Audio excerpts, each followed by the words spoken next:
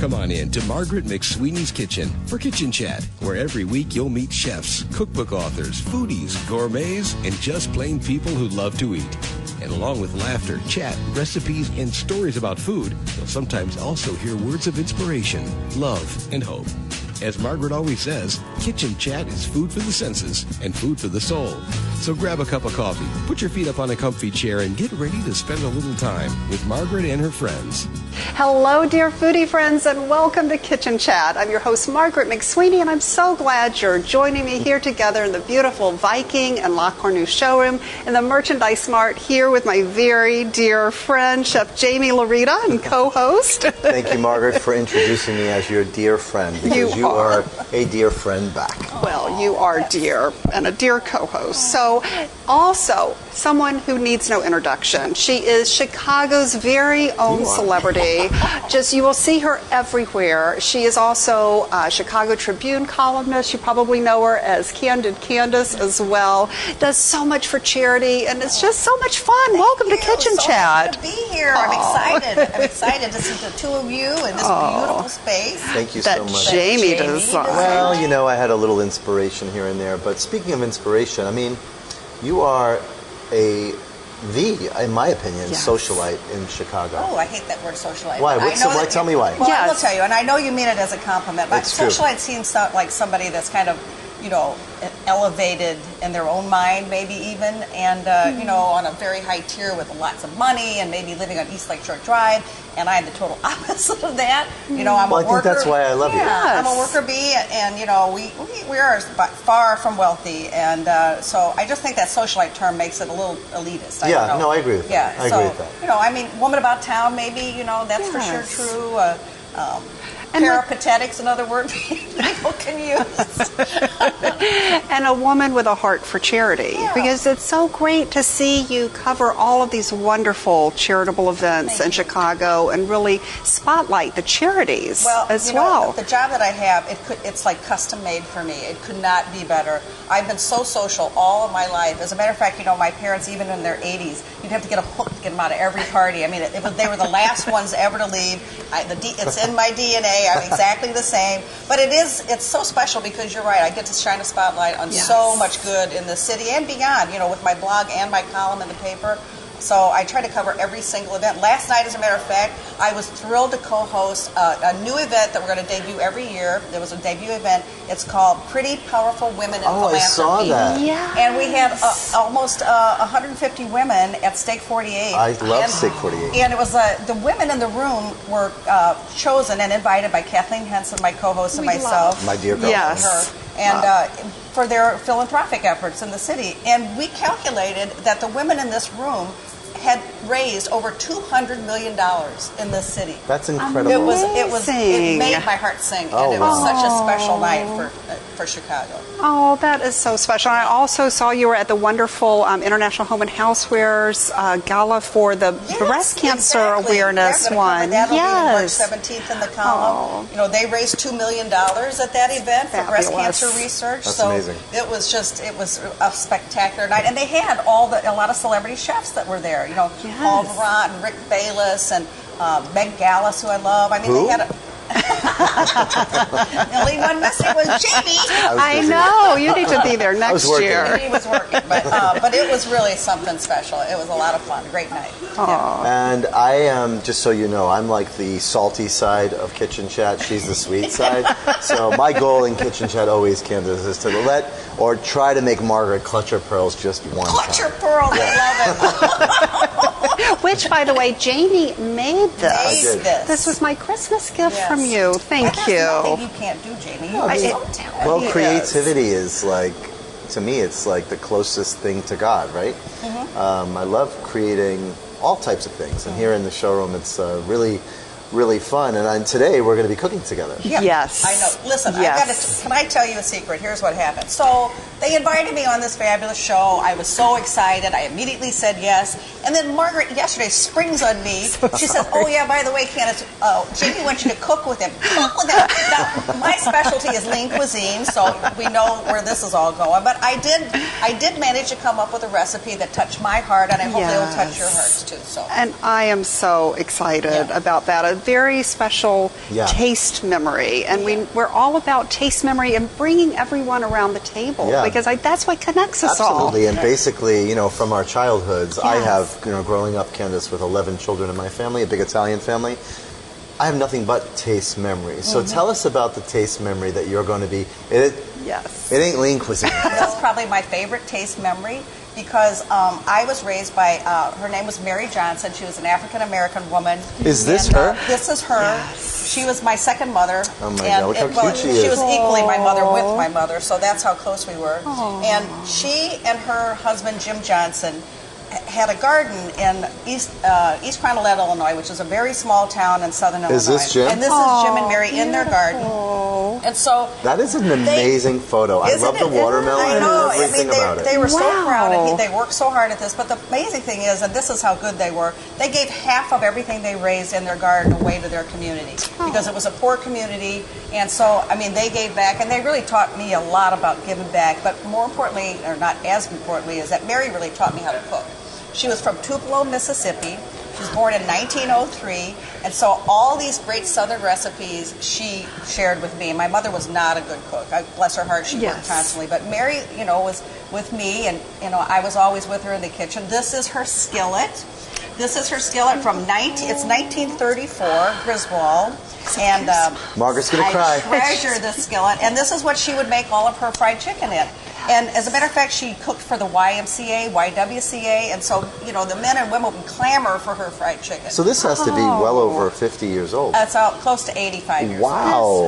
Wow, and this resonates. Like, I love that about, you know, as a designer and a chef, these things resonate energy. So I'm sure every time you pick up that pan, you bring her back to life. I know, and that's why I was thrilled to have this opportunity. Even though I'm nervous to cook, I was thrilled to have the opportunity. There's nothing to be nervous about in our Viking Test kitchen, I can tell you that. Not at all. No. It will be great, and I can't wait to see the two of you cook together. You mentioned something about her when we were talking about having you in here. She also taught you a lot about common sense. Oh, common sense. You know, I was raised in the 50s. That's when racial discrimination was at its highest point, and you know, especially in a small, you know, a town in Illinois, which is right across the river from Mississippi.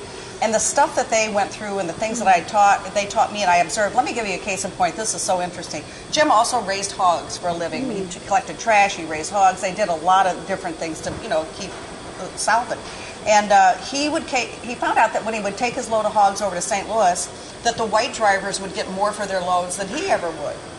So this is how smart he was. He found a wino, gave him a bottle, put him in the driver's seat. Jim sat in the passenger seat. Voila, he got the same amount for the payload.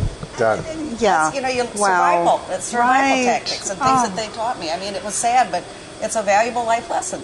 It is. And I love that you're bringing Southern roots. I don't know if you know this background, but the reason why I do Kitchen Chat, I grew up in Alabama, and Kitchen Chat is my midlife culinary journey honoring my late father, who was an amazing gourmet home chef and a Renaissance man and just such a dear influence in my life. And he passed away 29 years ago from a massive heart attack in Paris. And so this is my way of learning, and Jaime has just been a hug from heaven too, and helping me navigate this path and understanding what his joy of cooking was. But I remember making fried chicken, and so this is just bringing back so many wonderful taste memories. So I'm so grateful. And Margaret is like the queen of hugs from heaven. Like Margaret will say something. It's the weirdest thing, Candace. Margaret will put something out there, and like a week later, it'll happen. She'll be like, "Oh, I fell into a hot tub, and I was with the person from," and it's like, you just talked about that. As a matter of fact, today she missed a big hug from heaven. We had Tyler Perry here in our Viking showroom. I know. And you said he's a big guy. Tall. Really tall, but she's dying to interview him on Kitchen Chat. That would be the biggest hug from heaven out there. She was frozen. Margaret was like, I'm like, say hello to Tyler Perry. I'm not that person, you know. Oh, I am definitely that person. Me too. I would have hooked him right in here and set him in this chair. Me too. I was going for it. Well, Tyler, if you're watching, you are always welcome to come back, please.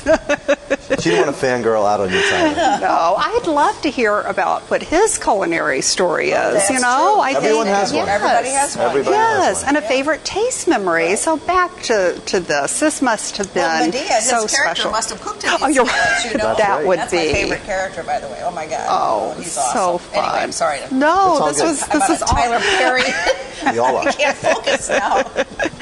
Oh, but this is just so special. So so many years this was used, and then they gave this to you. Oh, yeah. Well, she was childless, her and her husband, and so I was their adopted child, so to speak. And so everything that they had, they left to me. They had a Hoosier cabinet that was probably one of their biggest purchases, you know, that's got all the menus still inside it. And Did you get this Eton dress? Pardon me? Did you get the Eton dress? Oh, but I love it. She had lots of things like that, all snapped up the front. You I know, love it. As a easy matter of for fact, even this sweater is so cute, and And the this crown. is at the VFW where I gave her a 90th birthday party. So Look yeah, at she passed away at age that. 92. So and, Wow. I think it's from eating all these good foods from the garden with Yeah. no Yes. pesticides, no kinds Absolutely. of chemicals. And you know, we talked Yes. about lean cuisine, and we talked about, you know, me working with somebody else with healthy diets. Honestly, I think this is healthy. You want to know why? Yes. It's emotionally healthy. It's bringing back a fond memory of someone that you truly loved, and you're actually putting that into your body. So if you can emotionally eat something, I mean, not in excess, but to bring someone back through their cooking, Yeah. is such a fabulous way to nurture your soul. And I'm all about that. I made yesterday here in the showroom, Candace, you should have dropped by. I did a full Italian spread with my grandmother's meatballs and pasta e fagioli and all this stuff. And I ate it pretty happily. You know, it's like if you can do and go through life eating like that, from time to time, there's nothing wrong with Yes. it. No, I saw the pictures, by the way, on your Instagram. They were magnificent. I must have missed the invite. We knew you were going to be here too. We've got some leftovers.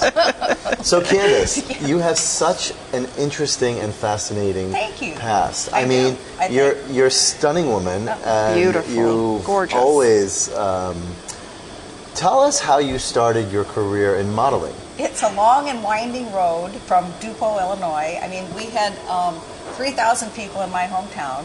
And so I was valedictorian in my high school class. Of course you were. And I absolutely hated school. I was so burnt out with it that I didn't know what to do. But before that, I started modeling at age 13 in St. Louis at one of the department stores. So I've been doing that forever.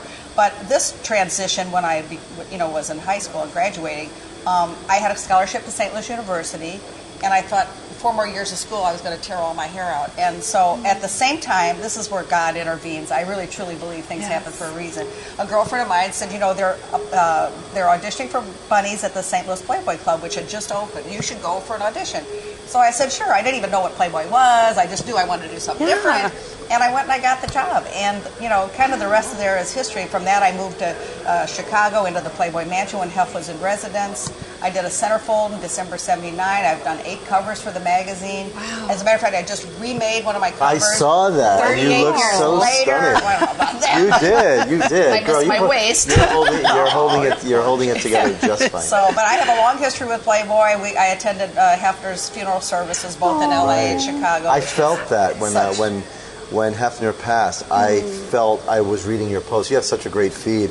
I felt the relationship and the friendship that you had with him. He was 1 in a million. I mean, you know, his legacy will yet to be felt. I mean, because as years pass, he was an absolute genius. But people just only see him as the magazine, you know, the founder of this magazine. I mean, he was one of the first for human and civil rights. I mean, he did so much for, you know, every, you know, community that you can imagine, the donations he made. Nobody ever talks about any of that. Right. But Right. he was way beyond just, you know, a publisher of Playboy magazine. And from Chicago, Yeah, from too. Chicago, right. And I'm so sorry for your loss. Yeah, I really it's am. a loss for all of us. And was he a foodie at all? Did he enjoy the celebrations of meals around a table? Well, he loved to have people around, but he was very strict with what he ate. He basically ate the same things over and over and over again. As a matter of fact, when he would go out, he would bring his own food to the restaurant. What was for them to it? cook. What was he You know, eating? it was like things like pork steaks or Right. things like that. Cutlets. And, cutlets and but they were healthy food. Yeah, I mean, he was always very slim. And he was always very, I guess he was, you know, he was used to, always had his Pepsis until he had, you know, his first stroke, and that was no more Pepsis. But no, he was very, you know, not adventuresome with food, I would say. I But he want loved to one- have big gatherings and people around and large buffets, and that's where you could eat. He would put everything in the world out, but he would partake of very I just little. want one of those jackets. Oh, You could have gotten one in that auction. Oh no. Yeah, they went for a lot of money. I'm though. sure. Yeah. I'm sure. Yeah. Oh wow. wow. And do you have a favorite memory of him Oh to share? gosh, favorite memory. Well, I guess the favorite memory would be yes, I do. I was part of the Playmates of the 70s, and they call that the golden age of Playboy. And one afternoon, there were 4 girls, Patty Connors, who's married to the tennis player Jimmy Connors, and myself, two other Playmates, I forget their names, but it was a very small gathering. And he invited the 4 of us up to the mansion for lunch. And this is when he had gotten older and everything. And he couldn't hear well, but he has the most amazing sense of humor. And so, like, the 5 of us sat around the dining room table all afternoon, laughing, reminiscing, talking about when we did our centerfolds, what his responses were. And it was the most magical moment, and that I will never forget that time, because it was such an intimate group, and everybody was so honest and thrilled to be together, and it was an incredible reunion. And I love following you, and I love looking at your past and your present, and the most. Your eyes are so beautiful. Yes. Like I thought I had pretty eyes. You do, both Jamie. have But gorgeous eyes. I love in every single photo. As a model, are you resonating through your energy through your eyes, or it just comes in? One of my Playboy covers was just my eyes. Oh, was it? Oh, Yes. wow. And it was the first cover they ever did that didn't include other body parts that you would typically associate with a cover of Playboy. Wow, that's interesting. I didn't know that. Yeah, Tom Stabler, the art director, shot this cover, and he had a hard time convincing Hef that this is the way they need to go. That was brilliant. And finally, he agreed to it. It was a February 1980 cover, and that cover won more awards than any other cover prior to that. we have to put Wow. that cover of the eyes up on this kitchen chef, because yes, and as yes. somebody who's creative and likes to be a creative director, that's what I see. And someone that truly has, they say the eyes are the mirror to your soul. Right. And Yeah, you just exactly. I could see the power that just comes out of your eyes. And it was so interesting because on every cover of Playboy, they hide a bunny logo. I don't know if you knew this or not. But it's really kind of a great game among people that really are aficionados of the magazine. And on my cover with my eyes, they had the logo in my pupils. Oh, really? Yeah, it How was cool is really that? super cool. That's Yeah. amazing. So How fun. that was one. I mean, did you started modeling after that? Yeah. Well, I modeled before, like I said, and I modeled after. I've been modeling all along, off and on, since I was 13. But before that, I was with a lot of local agencies. And then after the centerfold, I signed with Wilhelmina in New York. And I traveled a lot in Europe, and I got some fabulous experiences there. I had a billboard in Times Square, and it led to, I was in Risky Business with Tom Cruise. Oh, no You big were deal. in risky Yes. business. I like to say I got him to start in the industry. Well, I okay, would the go with scoop that. is here. I would go with that. She He would be discovered nothing him. without She me. discovered him. Yeah, I so did that not was- know you were that in was risky really thrilling. business. And that was Wow. filmed out in the suburbs of Chicago. And That's he right. was dating Rebecca De Mornay, who was his co-star in that Yeah. movie. Oh, really? Yeah, and she had a little trailer on set, and the trailer was always I'm sure it was. That's kind of Oh, exciting. Margaret, clutch your pearls. See, I did it. I made her clutch Yay. her pearls. Mission completed. Mission completed. I'm still going to try. That was pretty exciting, but it was a great time, and I still get residual checks. Oh, wow. Yes. They're not much, mind you. I'm not going to retire my residual I know, checks, but it's still really they're cool. Still cool. Yeah, very, very I know. cool. So Wow. as far as that's concerned, you have you've met. What's your favorite your favorite celebrity moment?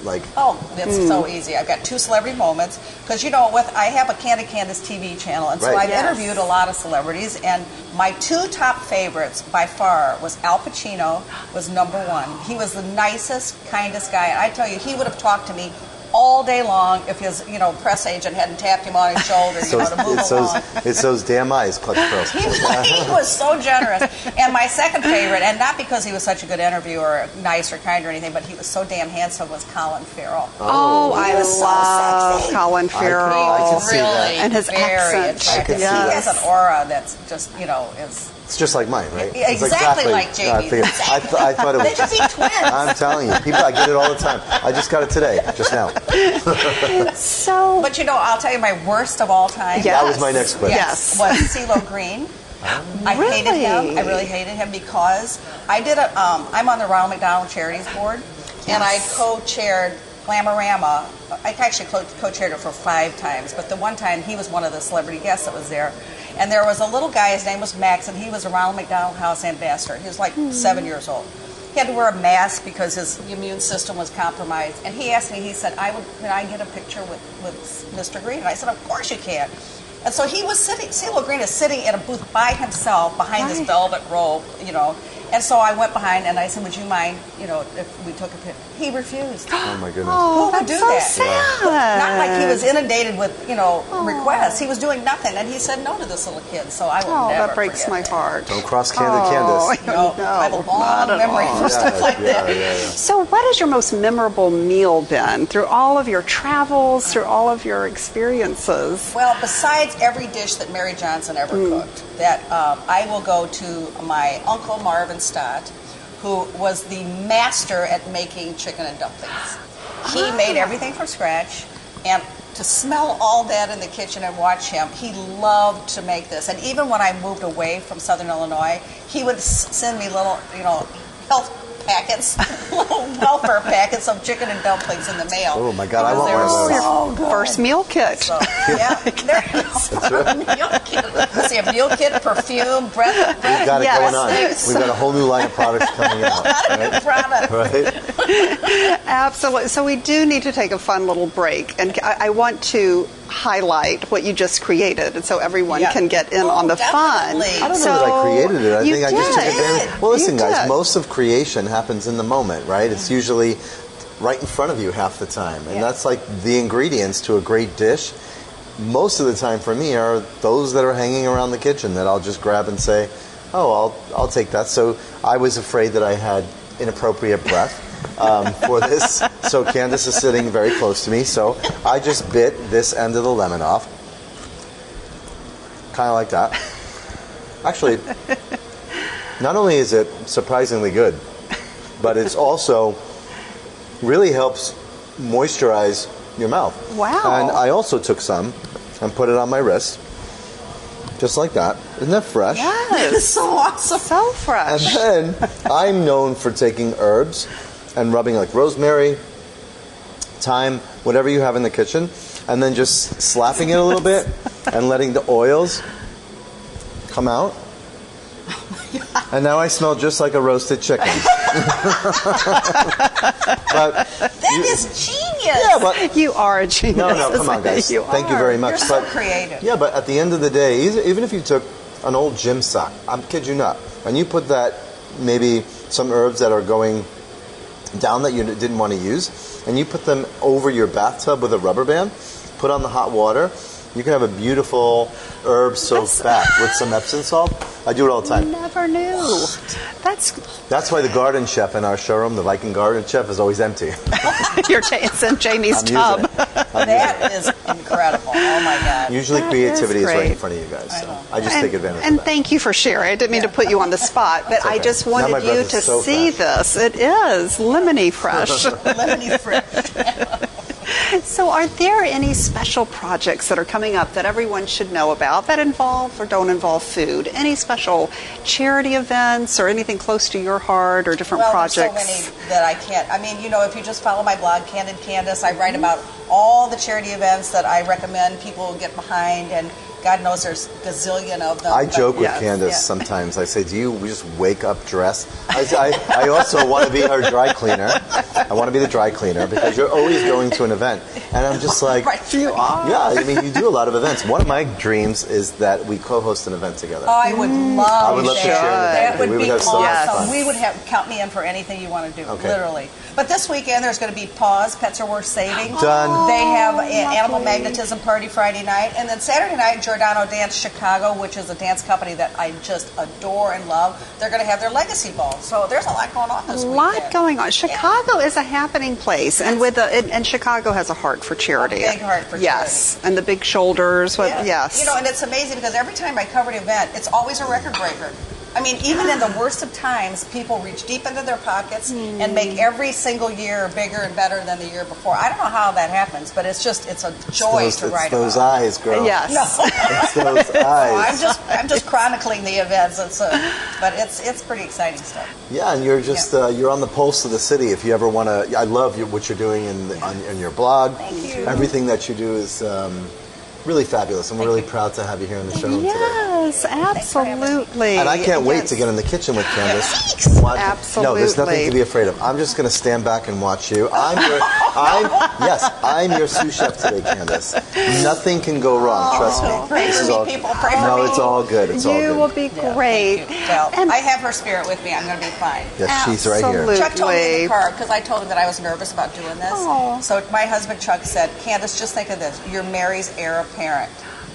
So I thought that was a real nice way to put that. Here, really and she'll be sweet. right there in the kitchen with Kinda you. We'll have the right. photos. Absolutely. Well, I love to always end the show, and we'll make sure, of course, we put the segment of cooking in here. But with tips, life tips, what would be your greatest life tips to share with? What's gotten me along the best is to not be afraid to take a leap of faith. Mm-hmm. You know, if any door that opens, I've always stepped right through it without even thinking. I mean, because I think, opportunity, that's the only way you're going to find it. And I always say yes to everything, much to my husband's chagrin, because, we're usually out 7 nights a week because of that. But I just think I don't want to miss anything, and I just want to experience life to its fullest. And I think the only way to do that is to be open-minded and say yes to everything. And have no fear. I had a discussion with a friend of mine last night about not being afraid of life. Mm-hmm. There's a lot of things in business, and whether it be relationship-driven or whatever, where you might be afraid to do something. I think fear is an ingredient to a good life. 100%. That's true. You have to identify it and know that without that fear factor, there's no growth. Nope, that's exactly right. the truth. Right, exactly. So the next time I won't be afraid to say, hi, Tyler Perry. Will you be on Kitchen Chat? See, Margaret, you learned something today. I did from you, He walked in the yes. door, I was like, no way this is happening. And Margaret was frozen. She looked like a popsicle. It's okay. He'll be back. God's You put it out trains there run in on the time. world. Yes, absolutely. Don't worry, she'll fall into a pool in California somewhere and he'll catch her. So they remember me from the Viking showroom? I love it. Oh, goodness. So those are just great tips. So not to be afraid, to say yes. Go through every door. Yes. And be kind. And be know, kind, that yes. karma is everything, and I believe boy. in it 1,000,000%. I think what goes around comes around, and if you put goodness out there, goodness comes back. Yeah. Oh, and Candace, you put so much goodness and continue to put so much goodness We all into the try. world. Yeah. Oh, thank you so much for being on Kitchen Chat.